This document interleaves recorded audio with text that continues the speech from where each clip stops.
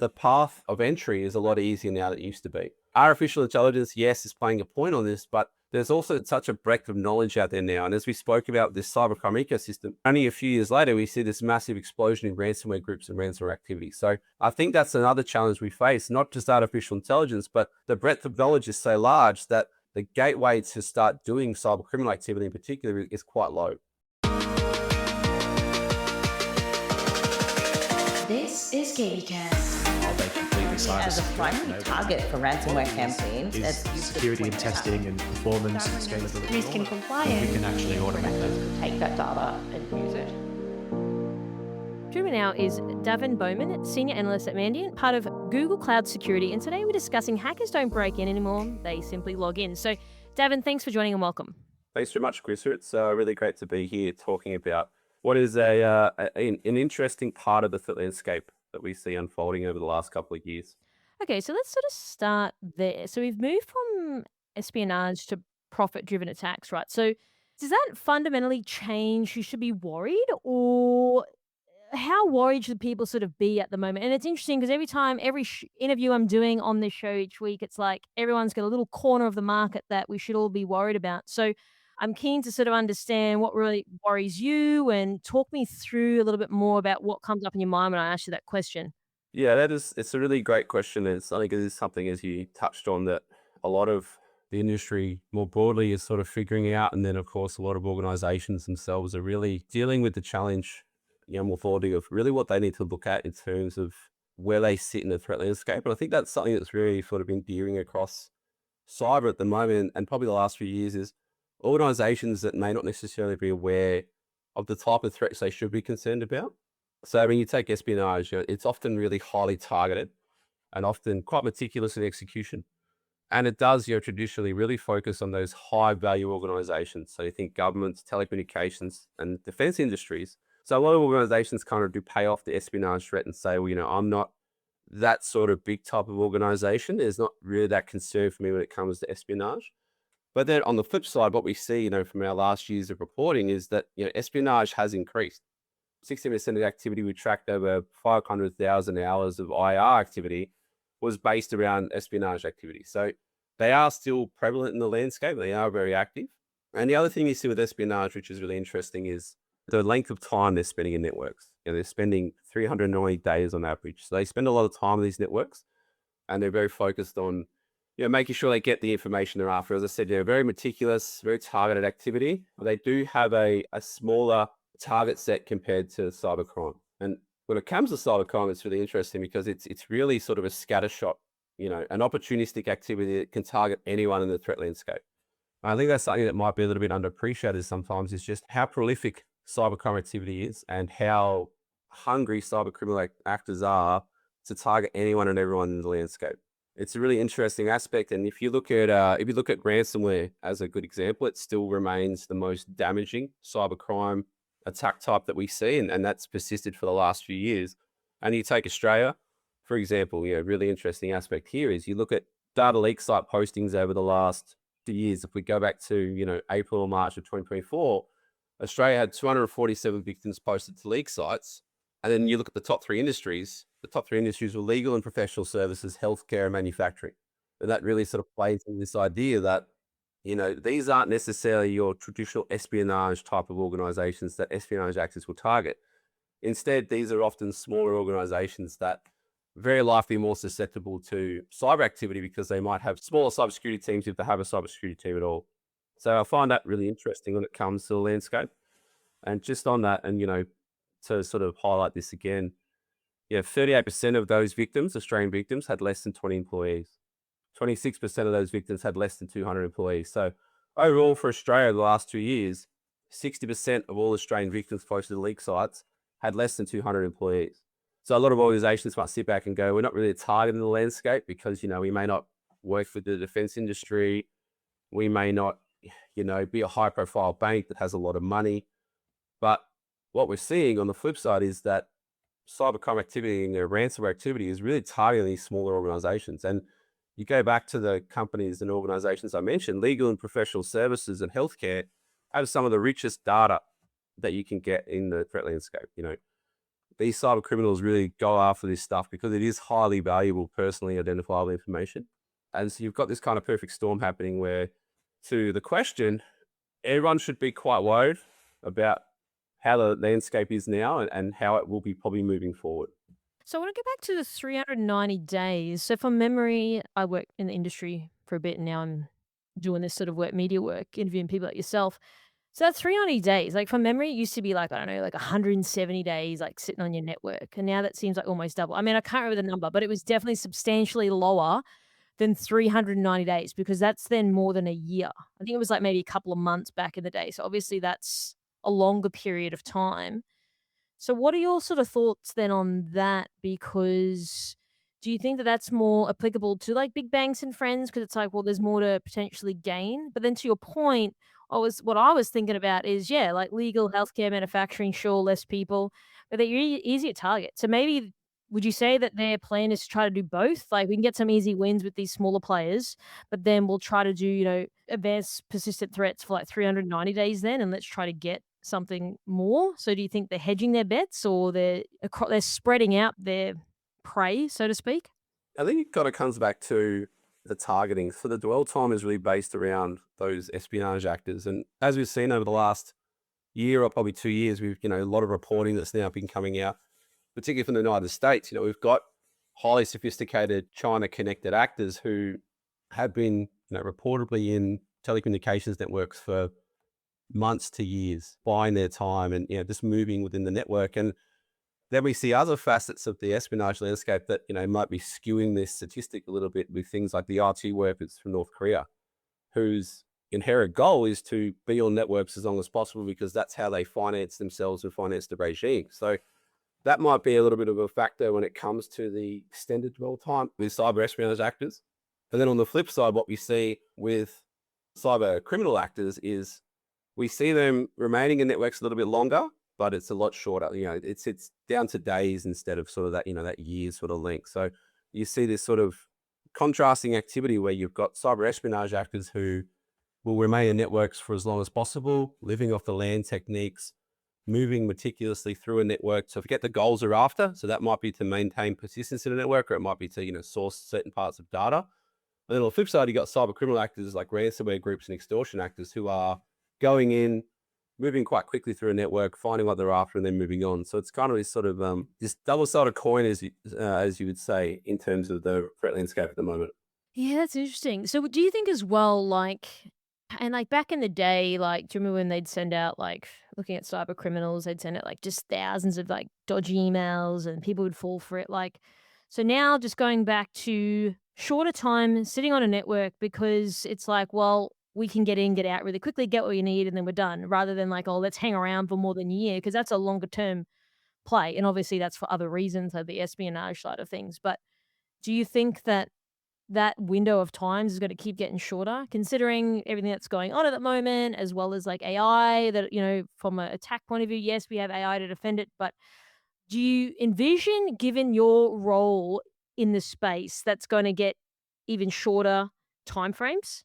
I think so. And I think, as you sort of touched on there, artificial intelligence will play into that as well because they're going to get faster, but, artificial intelligence is going to support them similar to how it supports us, better productivity and, quicker ways to do workflows. We've already got well-established, again, if you go back to ransomware, there's already pretty well-established workflows when it comes to how they're conducting these activities, in terms of a broad ecosystem. So you can expect that they, similar to us, will be looking at ways to plug in things like artificial intelligence to speed up that process. Because, at the end of the day, their goal is to make as much money as possible, especially, and you look at I don't think there's really any statistics about this, but if you look at sort of the lifespan of a ransomware group, it's really not that long. Lockbit was a really high profile actor. Eventually, it got taken down by multiple law enforcement activity and, has kind of fizzled out now. So they don't really have a long shelf life, I guess, ransomware groups. The individual operators they can pivot to different groups, but as a broad sort of construct, as we are a ransomware as a service group, they don't have a long lifespan. So it's really about how much can we grab from our victims as quickly as possible. And then, it's almost like an exit gam. I think they call it, where you grab as much as you can before you get found out. So it's sort of that process. So you could expect them to find ways to be quicker, because the quicker they are, the more victims they can, put forward, and the more chances they have of getting payment. That's interesting. So, okay, there's another stat here. So 55% of threat actors are financially motivated. So then are we effectively in a permanent sort of cybercrime economy now? And that's interesting because I mean, for a while it was like people saying, oh, they're not financially motivated. There was a period of time where that was sort of a thing in the industry. But now this obviously says otherwise again. So talk to me a little bit more about that. Yeah, again, it's really sort of interesting, and it speaks to, I guess, more broadly how quickly the landscape changes. As you said, people a few years ago would say this wasn't the case, but then you start to see the statistics and you start to see the evidence, and you realize that, we are really facing a robust and pretty well orchestrated cybercrime ecosystem, I would say. There are multiple actors can target one organization. If we just go with a little example, of our legal and professional services group from before, they might get an email that comes through and it says, hey, they're a Lockbit ransomware group. We stole all your data. You need to pay us a certain amount of money. A classic sort of extortion scheme that we see operate now. The reality behind that, though, is that could have been 3 or 4 actors that have actually been involved in that process. For a quick example, that organization could have had credentials stolen from a credential stealing malware that gets put up for sale for, $10 to $20 on a dark web marketplace.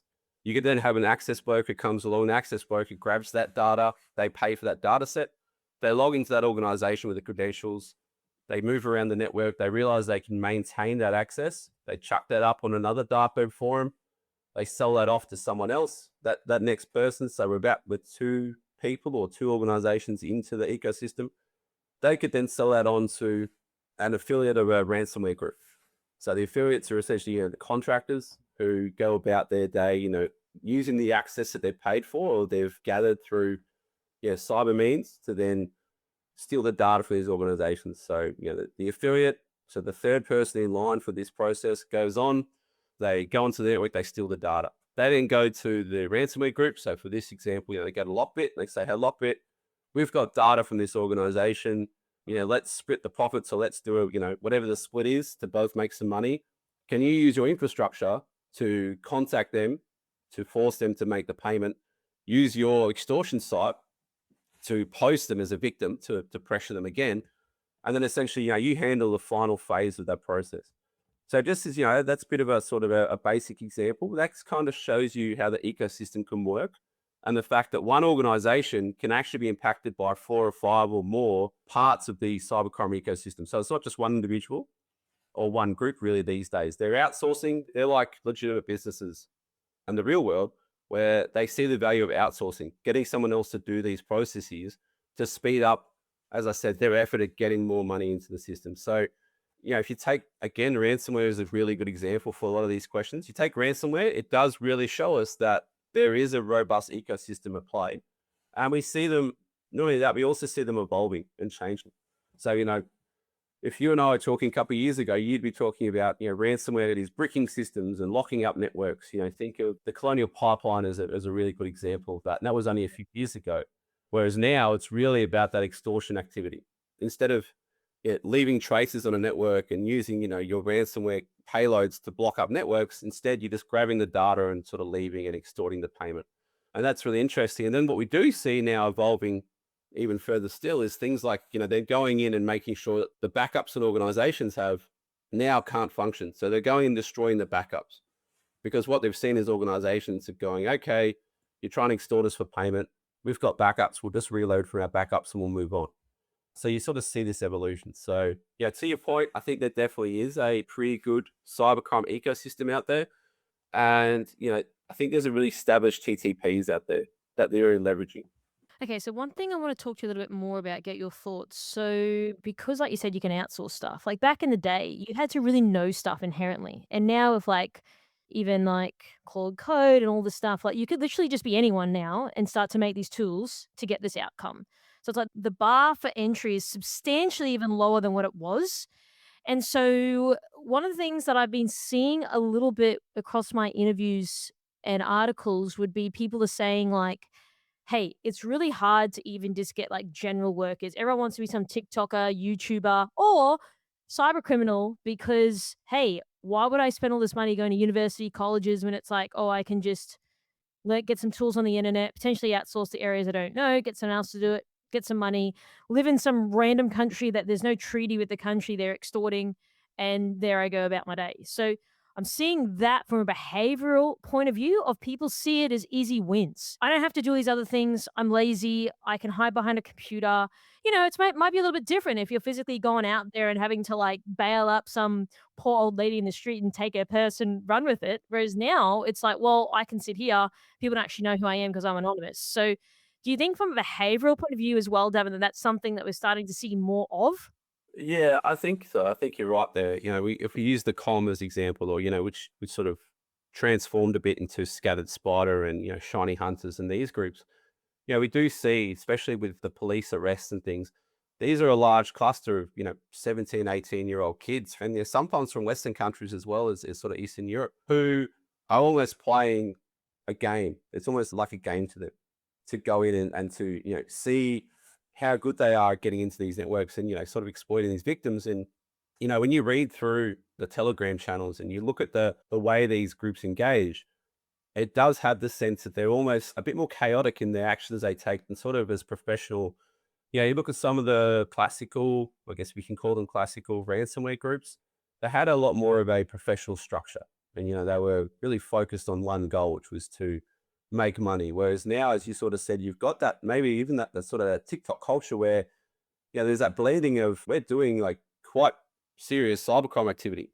We've been able to expose and get into some really high profile organizations, but we're going to joke about it on Twitter. We're going to joke about it on Telegram, and it's going to be this really funny thing. And it's kind of like the barrier between sort of, they're a little bit delusional in the way they act, I think, is really sort of what's interesting. So I think to your point, maybe that's, the next evolution of cybercrime actors is these individuals who are also looking for notoriety as much as they are, financial profit. And it almost sort of flirts with that concept of, the hacktivism groups who, are very outspoken and very overt in the way they operate, and they conduct activity with the sole purpose of advertising it. So there might be a little bit of that sort of emerging now as well, which is interesting, and it will probably be more interesting if they can continue to back it up with, the impact they have on networks.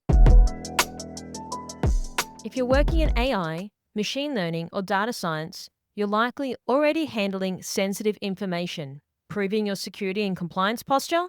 That's where Vanta comes in. Vanta helps AI-driven teams fast-track compliance. Think SOC 2, ISO 27001, GDPR, with minimal disruption to development. Visit vanta.com/KBcast. VANTA.com/KBcast to learn more. Yeah, it's just an observation because I was interviewing the former deputy director of the NSA, and he was saying like it's really hard to get people in government roles because they pay substantially less. Like, yeah, you can go work in a flashy vendor and get paid lots of money. So it's like, okay, even those people are sometimes hard to get. Then it's like, well, someone working in government's probably getting half of that pay or a third of that pay. So it's like if things are so driven financially, well, what's going to happen? It's like we might have more people on the side that are like, well, I would rather just do this as a cyber criminal because it's easy money for me, and I don't have to leave my house, and I don't have to report to someone and do all the hoo ha and the HR and all the stuff. So I don't know. It's just more like I just sort of I don't know. Maybe it does trend that way. I mean, who knows? But I just thought that number, based on everything I've seen over the last like 12 years in the space, it's like it's yes, financially motivated was one of them, but now this looks a lot higher than before. I think you're spot on there. Like it's trending up, and to the point, sort of touching on, it's hard to find people to get into the industry. Not so much talking about them maybe pivoting into cybercrime activity, but it definitely does seem like a challenge. I think there was a report out a year or two ago from the Australian government saying, they were looking at 180,000. I think was the rough figure was 180,000 people short to cover the cyber skills gap out to 2030. And there's genuine challenges on how you fill that gap. And I think there's maybe a little bit of an appetite that artificial intelligence can support filling that gap at the moment, but in terms of sort of how much coverage that can give, it's really sort of an unknown at the moment. So that is going to be sort of from a cyber defense standpoint, and someone who works in this industry, that is going to be a really big challenge, because you kind of got to find a way to get people in. And as you said, maybe don't make as much money, and maybe have, more strict processes around how they operate compared to, the freelancers. And I guess that probably speaks more broadly to how we have to sort of look at the landscape is, we're always going to be on the defensive side. We're always going to be a bit hamstrung in the fact that we have processes, we have regulations and laws we have to abide to. Whereas, our adversaries, they really have an open plate on things that they can do.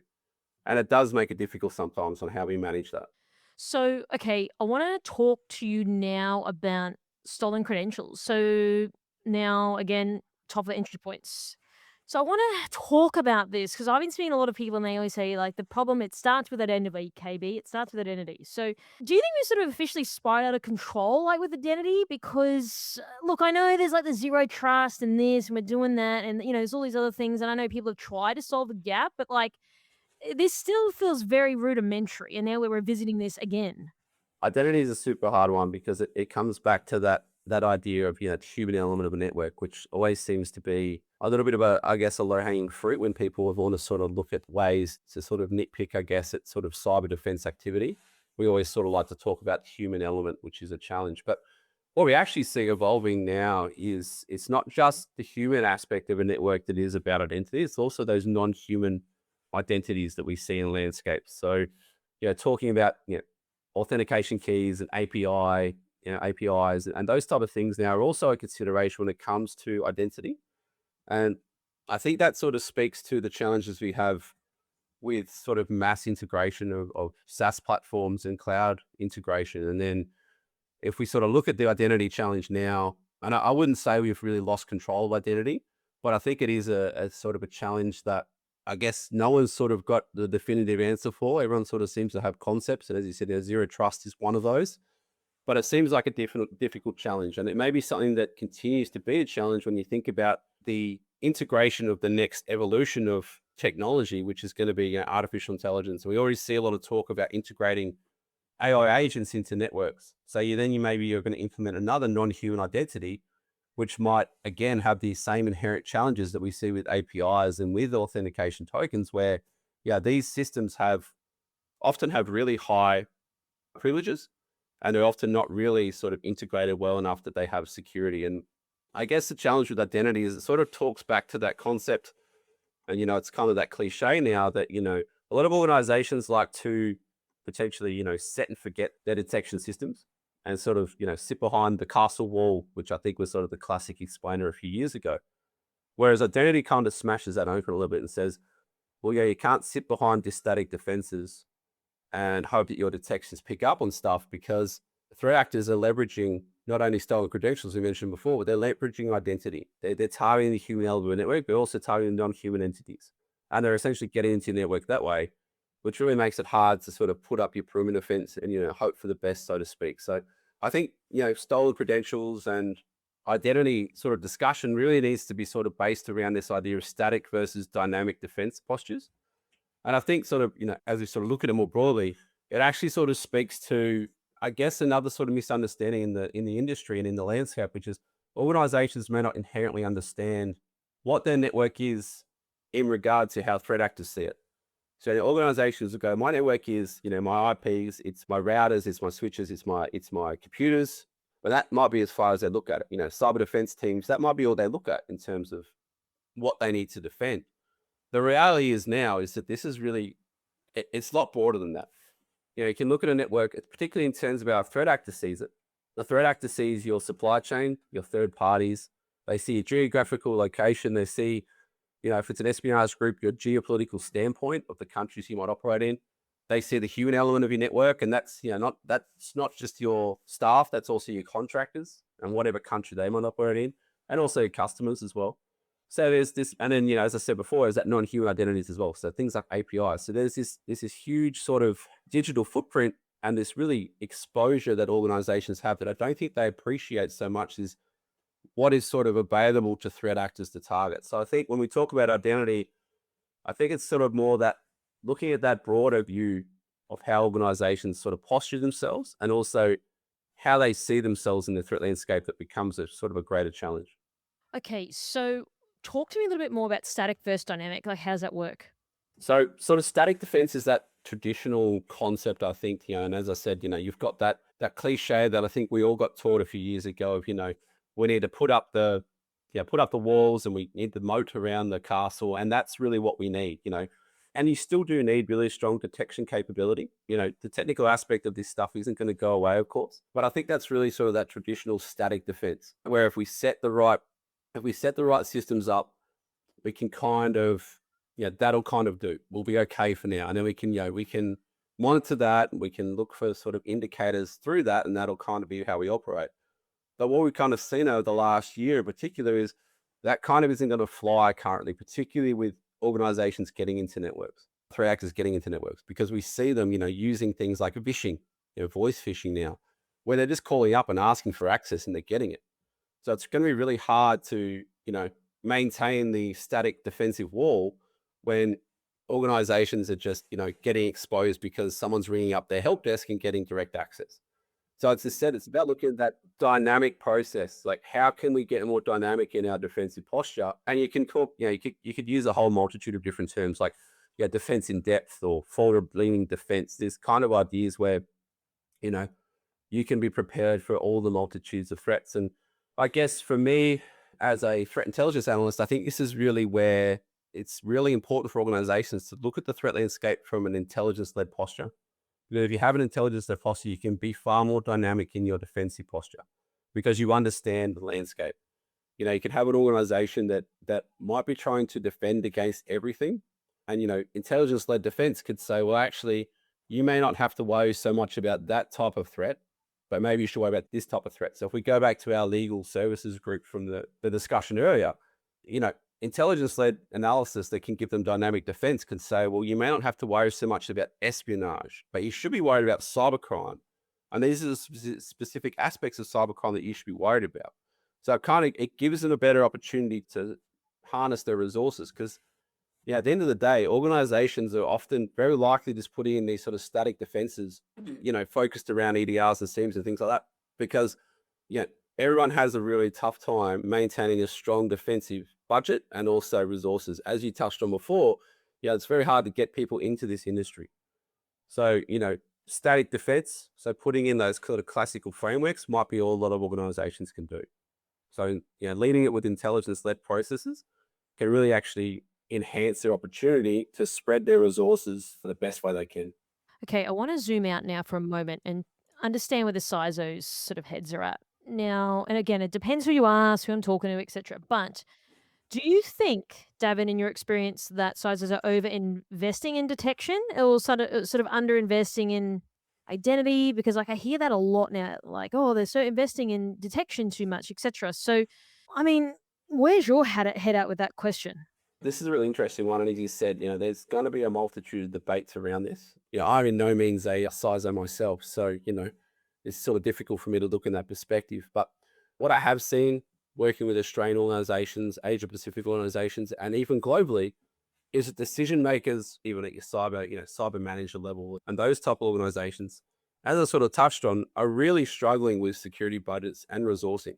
They really don't have, I think, the luxury of being able to implement everything they want to do. So I think it often comes down to what can we just get in place that will keep the system running. I think is that kind of, that classic, availability versus security aspect. And I think another thing that's a challenge, particularly for CISOs, is, CISOs wear a lot of risk in their organization. So often it comes down to what legal requirements within that country that they have to meet. That they have to have, a SIEM in place? Do they have to ingest all the IOCs that are pushed to them from, a government body sort of thing? And that can take up a lot of their time, sort of off the bat. So when we sort of talk about detection versus identity, I think it's really just a case of resourcing. Do they have the resources to actually do much outside of actually just getting the detection programs working? And again, is there an opportunity now in the future to leverage things like artificial intelligence and these type of processes to speed this up potentially? But I think it really comes down to, and again, this is what I see from my perspective, is this really big challenge of, they have to, on one hand, manage the risk aspect. They have to manage, what the company wants, but then they also have to manage what they can put in place. And it does leave some organizations exposed if they do really go heavy into detection and maybe don't look enough at identity. And again, they sort of look at that static defense instead of dynamic, because it can leave them exposed, as as we spoke about, living off the land techniques. These espionage actors in particular who, instead of using bulky malware that can be detected quite quickly with, really good and advanced seams and things, instead, they're just getting and they're living off whatever's on the network. So it does make it difficult, but I think it really comes back to a battle of resources versus, risk reward, I think.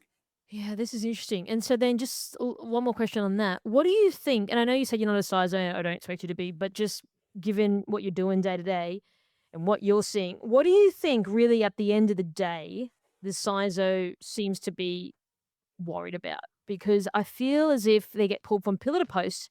You get vendors, people, podcasts like this going in their ears. Like it seems to, it's very overwhelming, and I don't envy their position at all. So it's just more, what are you seeing perhaps with some of your customers or people that you're sort of speaking to? I think often CISOs, and you made the good point, they're dragged sort of all over the place, and they're accountable. They're accountable all the way up and all the way down. They've got to deal with, the challenges that their frontline team deals with. They've also got to deal with the challenges of, the CEOs and the board. So they really are in a tough position. And I think from what I've seen from my perspective is they're really worried about, at the end of the day, their network operating. So business continuity is really the main focus, because at the end of the day, if the network isn't running, they're not doing their job. And then I think secondary to that is often data. But I think if you had to ask, if you got 10 sizes in a room, probably 9 of them are going to say it's about the network running. And that's their challenge. But again, I'll bring it back to sort of what I know, which is intelligence-led defensive postures. And CISOs are another one. They often, they get a lot of information pushed to them, but it's very difficult sometimes to cut through the noise and just know what they should and shouldn't worry about. For example, if you've got an organization that is, critical. So if you think about manufacturing or a resources organization that may not hold a lot of data, if their system goes down, you're talking about downtime of in the millions of dollars of losses for the business, then, they should be looking more at those threats that are looking for disruption. So, OT focused hacktivist groups, there's ransomware groups that are still leveraging, ransomware that will disrupt the system. Instead of maybe other groups like your sort of scattered spider or your shiny hunters who are far more focused on getting in and stealing data. So it's kind of, silos need to sort of appreciate where they should focus their resources and their needs. And I think it's about, for them, from my perspective, it's about cutting through the noise and understanding the best place to put their resources. Okay, so now I'll talk about cloud adoption just super quickly. Now, the part I think that gets me is like, this was meant to improve security. But then it just feels like there's so many misconfigurations. It's still like such a major entry point. And I know it's like certain companies do security of the cloud, and then within the cloud is what the customer should do, etc. And I get that. But I think the part is we leverage this technology to make our lives easier. And then from what I've been hearing from yourself and that, it just things, it does appear right now, with my finger in the wind, that things are progressively getting worse. Like I'm hearing more breaches than ever, more this, more attacks happening, etc. Like I just feel like we haven't really improved, like generally speaking. I know it's hard, and there's the AI and all this other stuff that's come out, which has of course attributed to the numbers, etc. But help me make sense of this then in my mind. So that's another really interesting one. It's kind of like that extension, of the SaaS systems that we have. And what, I have seen from some organizations is that it kind of is that, again, it's that concept of sort of set and forget. So, we chuck in a cloud system or we chuck in a SaaS system and, we're good to go. And I think often there's this misplaced idea of where the risk sits. So the organizations go, well, no, we've got the cloud system or we've got the SaaS system. The risk sits with them. They have to make sure that their part of the network is covered. But what you actually see is that there's this sort of middle ground where you've got the organization that might be putting in sort of processes to sort of protect themselves. And you've got the cloud organizations and the SaaS providers who often have far more robust sort of security postures. But then you've got this middle space where they're connecting. So where the two systems are connecting or where they talk to each other. And as I mentioned before, this idea of, the non-human identities. So APIs and authentication keys and this type of thing, they're often this sort of vehicle for threat actors to move around these places. So I think cloud has huge upside, and I think it will be really beneficial.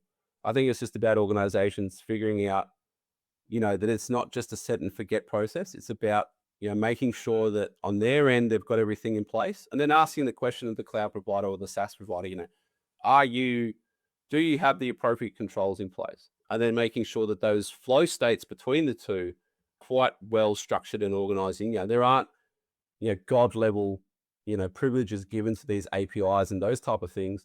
Instead, they've got those checks and balances in place. So I think cloud and SaaS are really going to be important as we move forward, because organizations don't have the capacity on their own. We're talking about, organizations that have under 200 employees are really going to have to look to continue to leverage outsourcing some of their security posture. And I think it's just going to be about maybe education and how they can put those mitigations in place to manage things like the threats to cloud. And just one last thing on that. What you do see is this classic sort of concept where, if you move all your data to the cloud, the threat actors are going to move with that, because espionage actors and cyber criminal actors, if they're looking for your data, they're going to go to where your data is. So they're going to move to the cloud as well. And that's what I see, I think, continuing to evolve. We move everything to cloud systems. Threat actors are going to move to cloud systems. So we move everything back to on-prem. They're going to move it back on-prem. They're going to continually sort of seek out the data in particular, which is that pervasive challenge we've spoken about, where the threat landscape is dynamic and constantly changing. We need to sort of, be aware of that as well.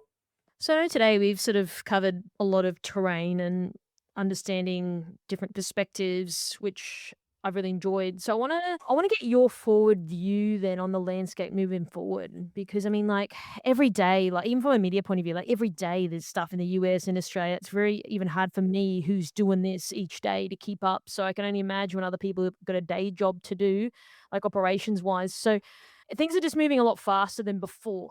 And so now what you've discussed with me, is there anything you can share sort of like moving forward? Like, where do you think we go from here as an industry, or what do you sort of think about that?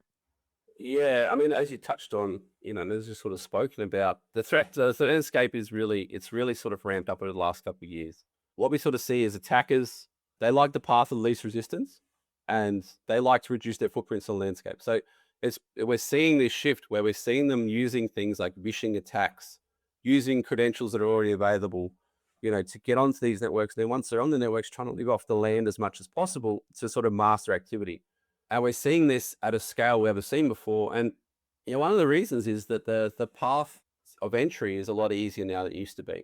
And, artificial intelligence, yes, is playing a point on this, but there's also such a breadth of knowledge out there now. And as we spoke about this cybercrime ecosystem, there's well-established TTPs and procedures that a lot of groups can follow. There's probably, correlation is not always causation, but if you look back after a couple of years, there was the Conti source code leaks and the entire structure of Conti ransomware was leaked. Lockbit had a similar issue. Babook ransomware had a similar issue where all of their source code and all the processes and all the TTPs they leveraged were exposed. And then only a few years later, we see this massive explosion in ransomware groups and ransomware activity. So I think that's another challenge we face, not just artificial intelligence, but the breadth of knowledge is so large that the gateway to start doing cyber criminal activity in particular is quite low. So in terms of looking forward, I think we're going to face continued challenges. We're going to have faster actors who are now leveraging new technologies to quickly get on the systems. I think we're going to have, we kind of touched on it, it's kind of this sort of juxtaposition a little bit where you've got these sort of chaos type of actors with, the wrong common individuals, shiny hunters and scattered spider, who are operating at quite a high level, but also looking for that notoriety factor. But on the other hand, we're still going to have that highly sophisticated aspect of the landscape where we have the ransomware actors, we have the espionage actors. And then you throw in, these really novel concepts we're seeing, like the IT workers of North Korea, which is a really fascinating aspect of the landscape, where you've got state-sponsored financial activity, which becomes an insider threat, exposing third parties and supply chains. So I don't envy organizations that have to navigate this. But what I would said, and I feel like I just continually endorsing this, is that intelligence-led is really a process to go, because the things that I see in the landscape, that organizations have a ton of noise. It's noisy, and as you said, you're in the media space and you're finding it overwhelming, but they do actually have a path that they can follow, because there are a lot of processes and a lot of things they can put in place that do reduce their footprint and their threat landscape. So it's not all doom and gloom for organizations out there. Yep, the threat landscape is getting faster, but I think also so is the defensive landscape as well. I think you got organizations that are getting quicker in the way they're operating.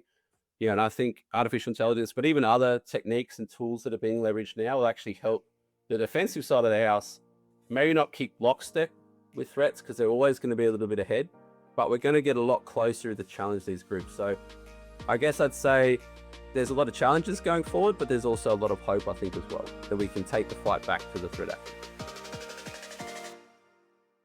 This is KBcast, the voice of cyber. Thanks for tuning in. For more industry-leading news and thought-provoking articles, visit kbi.media to get access today. This episode is brought to you by Mercsec, your smarter route to security talent. Mercsec's executive search has helped enterprise organizations find the right people from around the world since 2012. Their on-demand talent acquisition team helps startups and mid-sized businesses scale faster and more efficiently. Find out more at mercsec.com today.